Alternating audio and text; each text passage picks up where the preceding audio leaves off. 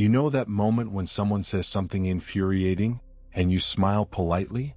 Not, agree, keep the peace, but inside you just said, fuck you, louder than you've ever said anything out loud. And it felt good, almost healing, not guilty, not wrong, liberating. If you've ever done this, if you've ever felt that silent rebellion rise in your chest while your face stayed calm, you're not alone, and you're not a bad person. You're human. And that internal fuck you, it might be the only honest thing you said all day. We're taught from childhood to regulate, to control, to swallow our reactions for the sake of harmony. Don't interrupt. Don't argue. Don't make things uncomfortable. So we comply. We nod when we disagree. We smile when we're hurt. We accept when we want to scream. And somewhere deep inside, the mind rebels. Psychologists call this cognitive dissonance. The gap between what you feel and what you're allowed to express. Your body knows the truth. Your emotions know the truth. But your social conditioning says, not here, not now. Keep it inside. So the mind creates a release valve. A private space where you can say what you really think, without consequence. That mental fuck you isn't cruelty. It's survival. When you can't express externally, you express internally. And that inner voice, that uncensored version of you, is the only part of yourself that gets to be fully honest. No filter, no performance, no consequence. Just raw, unedited truth. Studies on emotional suppression show something critical. When you repeatedly silence your emotional responses, your body keeps the score. Chronic suppression leads to anxiety, depression, physical tension, burnout. Because emotions don't disappear when you ignore them. They compress, they accumulate, they wait. And if you never let them out, they eat you from the inside. That's why the mental fuck you feels so liberating. It's a micro-release, a small act of internal defiance that says, I see what's happening here, and I'm not okay with it. It doesn't solve the problem, but it acknowledges the truth. And acknowledgement is the first step toward agency. Philosophers have wrestled with this for centuries. Sartre said we are condemned to be free. Even when external circumstances trap us, even when we must comply, must perform, must pretend, our internal world remains ours. No one can colonize your thoughts. No one can control what you feel in the privacy of your own mind. That mental fuck you, that's existential freedom. It's the last territory no one can take from you. Epictetus, the Stoic philosopher, understood this deeply. He wrote, "We cannot choose our external circumstances, but we can always choose how we respond internally." He didn't mean suppress your feelings. He meant, recognize where your power actually lies. You can't always speak. You can't always leave. You can't always fight back. But you can always think. And in that thought, there is rebellion. There is dignity. There is refusal to be fully consumed by what's being done to you. Nietzsche called it ressentiment, the silent fury of those who cannot act. But he wasn't condemning it. He was recognizing it as a form of psychological resistance. When you're powerless externally, you reclaim power internally. That quiet fuck you is a declaration. You may control my circumstances, but you do not control me. It's not petty. It's philosophical defiance. A refusal to let your spirit be crushed, even when your voice must stay silent. And here's what's important. That internal resistance keeps you whole. It keeps you from collapsing into full submission. It reminds you that compliance is a strategy, not your identity. You're not broken for feeling it. You're intact. Because the part of you that can still say fuck you in your mind is the part of you that hasn't been defeated. Let's be honest. We live in a world that asks us to accept more than we should. To tolerate behavior we shouldn't tolerate. To stay calm when we should be furious. To keep smiling when we want to break down. And we do it because we have jobs. We have families. We have responsibilities. Because causing conflict costs more than staying silent. Because sometimes survival means swallowing your truth. But here's what no one tells you. Swallowing doesn't mean digesting. You can comply externally and still resist internally.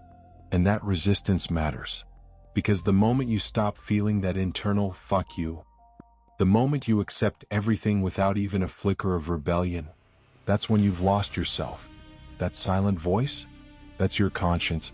It's the part of you that still knows what's right and what's wrong, what's fair and what's exploitation, what's respect and what's manipulation.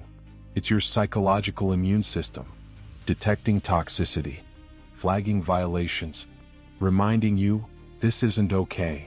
And when you can't say it out loud, it says it inside, to keep you aware, to keep you sane, to keep you from normalizing what should never be normal.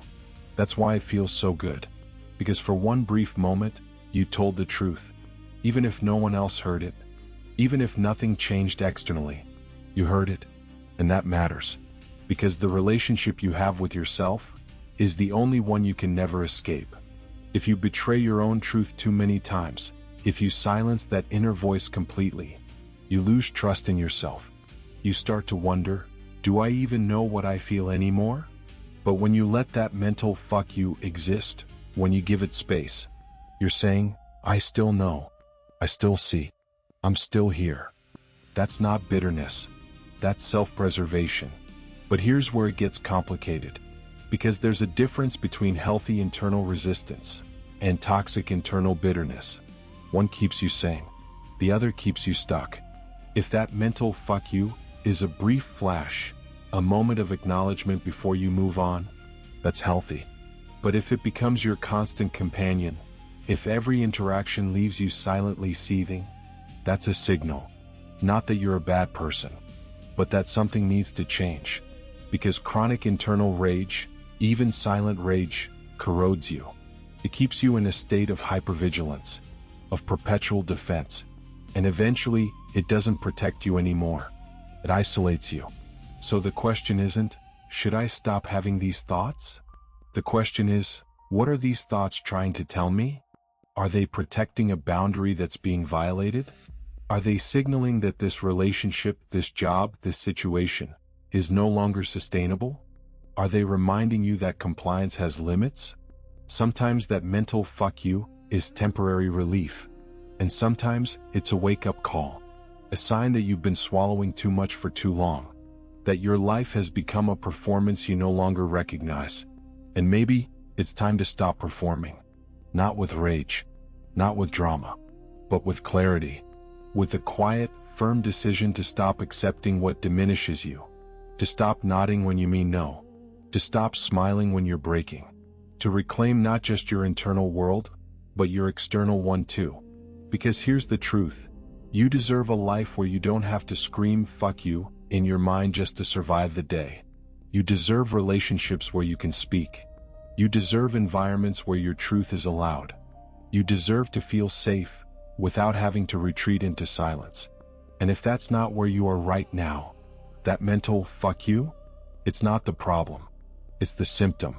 And symptoms are information. So what do you do with that voice? First, stop judging it.